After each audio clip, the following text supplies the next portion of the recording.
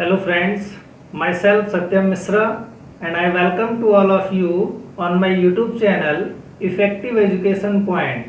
Friends, today I am going to discuss at the last topic of past perfect tense, and that is intro-negative sentence.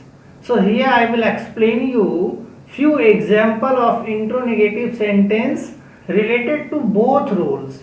Means when question word comes in the first of the sentence and not is also given there, and the second when question word comes in the middle of the sentence and not is also given there. So I am going to explain you in detail about these two rules of intro-negative sentence.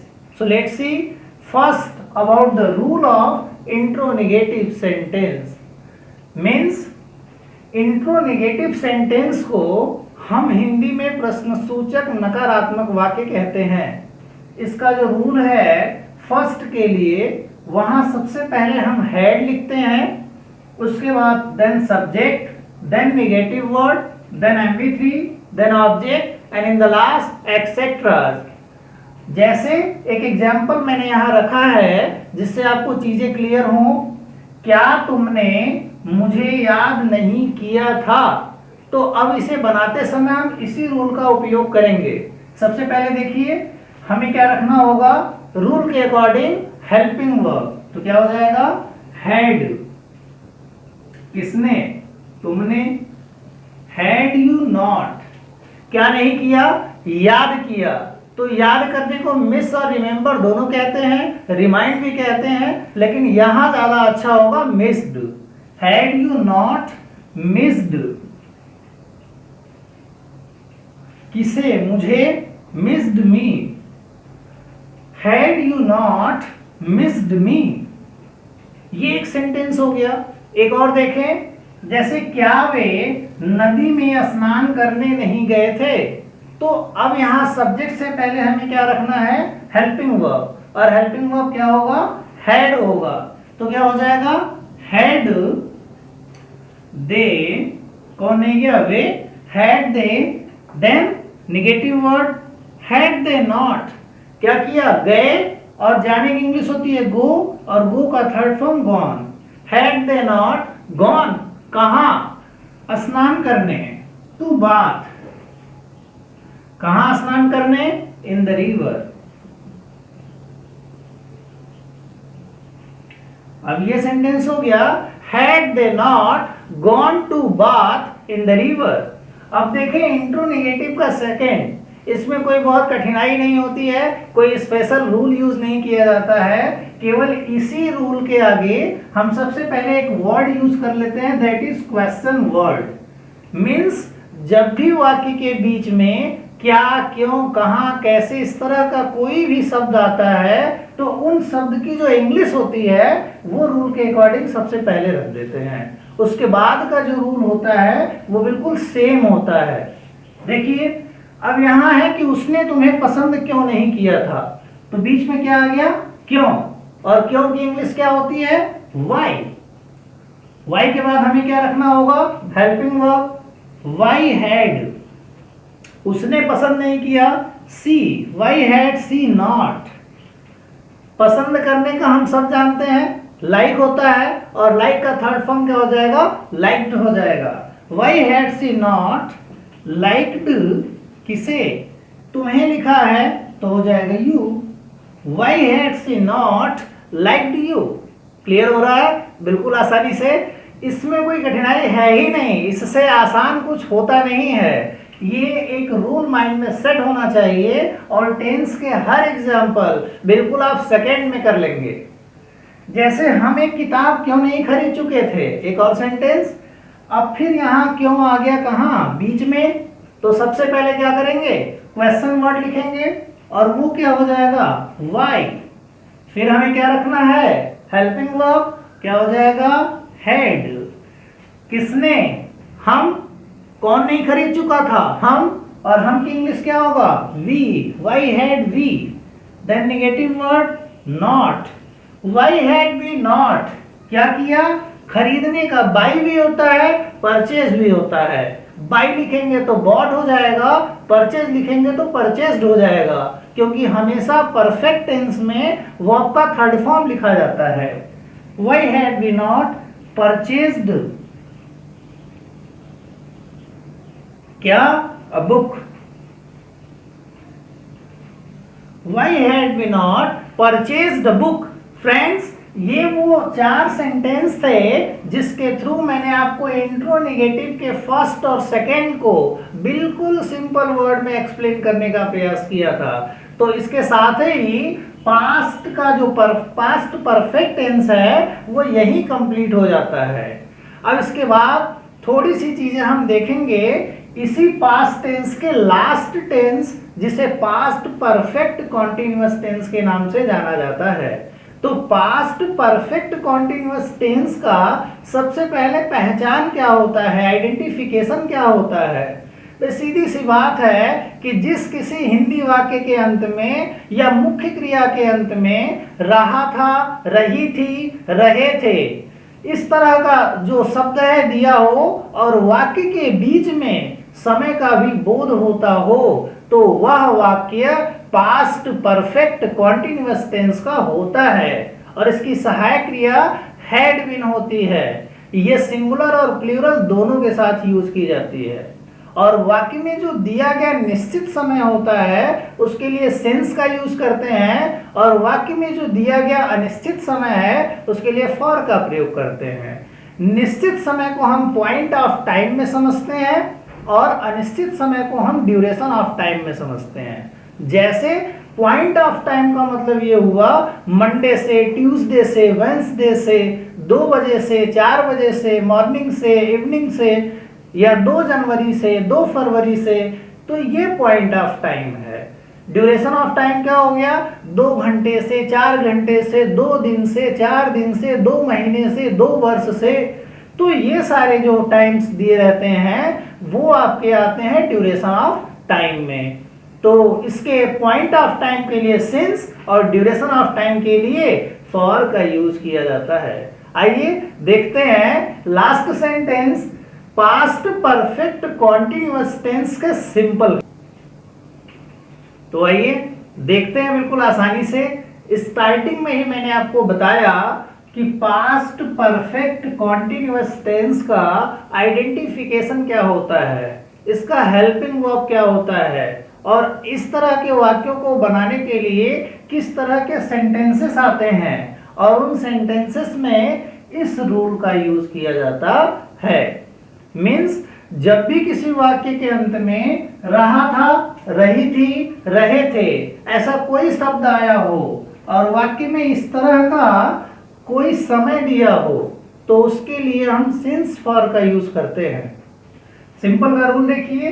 सबसे पहले हम क्या कर देते हैं, subject लिखते हैं, then helping verb had been, एक ही है, चाहे सिंगुलर हो चाहे प्लूरल हो, दोनों के साथ एक ही लिखते हैं। फिर मेन वर्ब जिसका first form plus ING, then object, then since और for and in the last etcetera. एक एग्जांपल देखें, देखना ही पड़ेगा, बिना एग्जांपल के तो क्लियर होगा नहीं भाई, बिना कुछ दिए कैसे क्लियर होगा। तो मैं 2 घंटे से कमरे में पढ़ रहा था। 2 घंटे से कमरे में कौन पढ़ रहा था? मैं पढ़ रहा था। और मैं की इंग्लिश क्या होती है? आई। फिर हमें क्या करना है? Had been. अब पूछो भाई कर क्या रहा था? पढ़ रहा था। और पढ़ने की इंग्लिश क्या होती है? रीड। तो आई हैड बीन रीड। फिर मैंने कहा कि हमें वर्ब में क्या लगाना है? आईएनजी। तो आई हैड बीन रीडिंग। अब कहां पढ़ रहा था? कमरे में पढ़ रहा था। क्या कर देंगे? इन the room. In the room. अब इन द रूम अगर कर ले यहां तो बात आती है कि कब से पढ़ रहा था? 2 घंटे से। और ये जो 2 घंटे का समय है ये ड्यूरेशन ऑफ टाइम है और ड्यूरेशन ऑफ टाइम के लिए जो वर्ड यूज करते हैं वो फॉर है। तो I had been reading in the room for 2 hours. क्या हो जाएगा? For 2 hours. एक छोटी सी बात जो समझना जरूरी है, 1 घंटे से ज्यादा का समय हो तो आवर में एस लगाते हैं, एक दिन से ज्यादा का समय हो तो डे में एस लगाते हैं, एक महीने से ज्यादा समय हो तो मंथ में एस लगाते हैं, एक वर्ष से ज्यादा का समय हो तो ईयर में एस लगाते हैं। ये सारी बातें माइंड में सेट करने की जरूरत है, क्योंकि ये वो छोटे छोटे मैटर हैं जो बहुत इंपॉर्टेंस रखते हैं टेंस के कन्वर्जन में। अब देखो भाई आसानी से कि हम शाम से क्रिकेट खेल रहे थे, तो कौन शाम से क्रिकेट खेल रहा था? हम। और हम की इंग्लिश क्या होती है? वी। तो सबसे पहले क्या हो जाएगा? वी। अब हमें परेशानी तो है नहीं, हैड बीन कुछ भी हो तो क्या हो जाएगा? We had been. अब क्या कर रहे थे? खेल रहे थे, और खेलने की इंग्लिश क्या होती है? प्ले। प्ले में हमें क्या करना है? वर्ब में आईएनजी, प्लेइंग। अब क्या खेल रहे थे? क्रिकेट खेल रहे थे, तो क्या हो गया? Cricket. We had been playing cricket। अब एक बात फिर आती है कि कब से खेल रहे थे? शाम से खेल रहे थे। तो ये क्या है? निश्चित समय है, और निश्चित समय के लिए हम यहाँ क्या लगाते हैं? सिंस लगाते हैं। तो यहाँ क्या हो जाएगा? Since, EVENING, since evening. अब कुछ लोगों को ये भी होगा कि इसमें बॉलीवुड के सॉन्ग्स का ट्रांसलेशन क्यों नहीं कराया जा रहा है? तो भैया बॉलीवुड में कोई ऐसा सॉन्ग्स नहीं बना है जो पास्ट परफेक्ट कॉन्टिन्यूअस के सेंटेंस में फिट आता हो, इसलिए कुछ सिंपल सेंटेंसेस के थ्रू आपको ये टॉपिक बिल्कुल आसानी से क्लियर करवाने का बिल्कुल जोरदार प्रयास कर रहा हूँ। एक बार इस वीडियो को देखेंगे और इससे संबंधित समस्या आपकी सॉल्व हो जाएगी। नेगेटिव के 2 सेंटेंस, इसके बाद कुछ और बताने की जरूरत नहीं पड़ेगी। देखिए सबसे पहले क्या करते हैं? Subject, then had, then not, then been. इसमें अगर कोई कंफ्यूजन हो जाए तो एक छोटा सा फंडा याद रखो, जैसे वो एक फिल्म आई थी ना पति पत्नी और वो, तो ऐसे ही सेट कर लो। This is husband, this is wife and this is something missing. तो तीनों के बीच में मीन्स हैड और बीन के बीच में ही नेगेटिव वर्ड आएगा। समझ में आई बात? तो इसके बाद हमें main verb, then ING, then object, then since for and then etcetera. 2 rule और बस इतना ही बहुत है, इससे ज्यादा करने की जरूरत नहीं पड़ेगी। तो राधा सुबह से अपना काम नहीं कर रही थी। अपना काम कौन नहीं कर रहा था? राधा नहीं कर रही थी। और राधा के लिए हम पहले नाम है तो नामेन लिखेंगे। राधा हो गया। अब हमें क्या करना है? हैड। फिर हमें क्या करना होगा? नेगेटिव वर्ड रखना ही पड़ेगा रूल के अकॉर्डिंग। राधा हैड नॉट, फिर क्या? बिन। कर क्या नहीं रही थी? अपना काम। Not been doing. लास्ट के वीडियोस में भी बताए थे कि जब भी कोई लेडीज का नाम आया हो और उसके साथ अपना वर्ड आया हो तो वहां हर का यूज किया जाता है। Radha had not been doing her work, इसका वर्क हर वर्क। अब एक कह रहा है सुबह से, मतलब निश्चित है कि सुबह से नहीं कर रही थी, तो उस सुबह को क्या करेंगे? सिंस के अकॉर्डिंग बदलेंगे। सिंस यहां हो जाएगा आपका सिंस। और सुबह को तो जानते ही होंगे कि मॉर्निंग कहते हैं। क्या कहते हैं? Morning. Radha had not been doing her work, कब से? सुबह से, सिंस मॉर्निंग। कोई कठिनाई? ऐसा कुछ रहा नहीं जो यहाँ हुआ नहीं, एकदम आसान है। फिर देखो भाई, वे रविवार से नहीं घूम रहे थे, तो कौन रविवार से नहीं घूम रहा था? वे नहीं घूम रहे थे। इसके बदल जाने से कोई कठिनाई नहीं है, क्योंकि यहाँ तो सब एक ही है, हैड नॉट बीन। तो क्या करेंगे? वे के लिए दे। सब्जेक्ट तो वे है और वे को इंग्लिश में क्या कहेंगे? दे। अब आइए बात करते हैं हेल्पिंग वर्ब की। तो क्या हो जाएगा? Had, then not, then been. कर क्या रहे थे? घूम रहे थे। तो घूम रहे को हम वॉन्डरिंग कर सकते हैं, रोमिंग कर सकते हैं, मूविंग कर सकते हैं। They had not been wandering. अब बताओ भाई, कब से घूम रहे थे? रविवार से। दिन तो निश्चित है ना, तो निश्चित के लिए हम क्या करेंगे? सिंस लगाएंगे। और रविवार को तो आप जानते ही हो संडे कहते हैं। They had not been wandering, कब से? Since Sunday. Since Sunday. कोई कंफ्यूजन? एकदम आसान है, इससे आसान तो कुछ होता ही नहीं है। इसको केवल देखते जाना है, सुनते जाना है, क्लियर करते जाना है। आइए लास्ट सेंटेंस बताने जा रहे हैं। इसके बाद जो पास्ट की कहानी है वो लास्ट हो जाएगी और फिर केवल एक बात रह जाएगा और वो होगा फ्यूचर का, और फ्यूचर की बात करेंगे फ्यूचर में। आज केवल इंट्रोनिगेटिव लास्ट सेंटेंस बताएंगे और इसके बाद जो पास्ट है वो पूरी तरह क्या होगा, समाप्त हो जाएगा, और अतीत को जल्दी से जल्दी छोड़ ही देना चाहिए। देखिए इंट्रोनिगेटिव लास्ट सेंटेंस होता है किसी भी टेंस का। यहां एक सेंटेंस में बताऊंगा इंट्रोनिगेटिव रूल फर्स्ट का और एक सेंटेंस में बताऊंगा इंट्रोनिगेटिव रूल सेकंड का, जिसमें केवल एक माइनर सा अंतर है। क्वेश्चन वर्ड जो सेकंड का होगा वहां यहाँ क्वेश्चन वर्ड सबसे पहले आ जाएगा और जो फर्स्ट का होगा उसमें क्वेश्चन वर्ड नहीं होगा।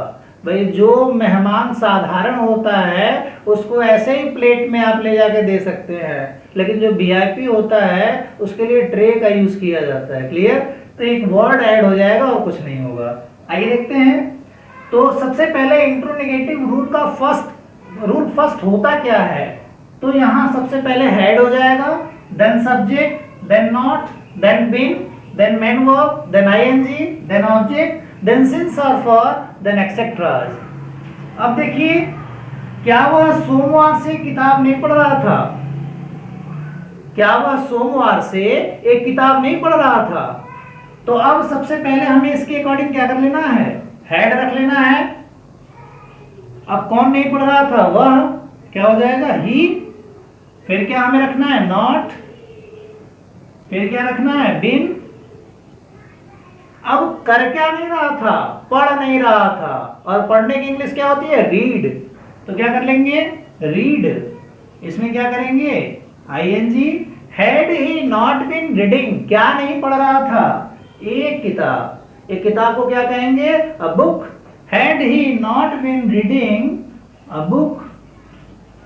अब बताओ भैया कब से नहीं पढ़ रहा था, सोमवार से नहीं पढ़ रहा था। सोमवार को क्या कहेंगे, मंडे। दिन तो निर्धारित है, निश्चित है, तो क्या लगाएंगे, सिंस। नीचे क्या हो जाएगा आपका, सिंस मंडे। फाइनल। सेकंड देखिए, सोहन आज बाजार से सब्जी क्यों नहीं ला रहा था? कोई दिक्कत नहीं, क्यों बीच में आ गया, ट्रे पहले रख दें, तो क्या हो जाएगा, वाई।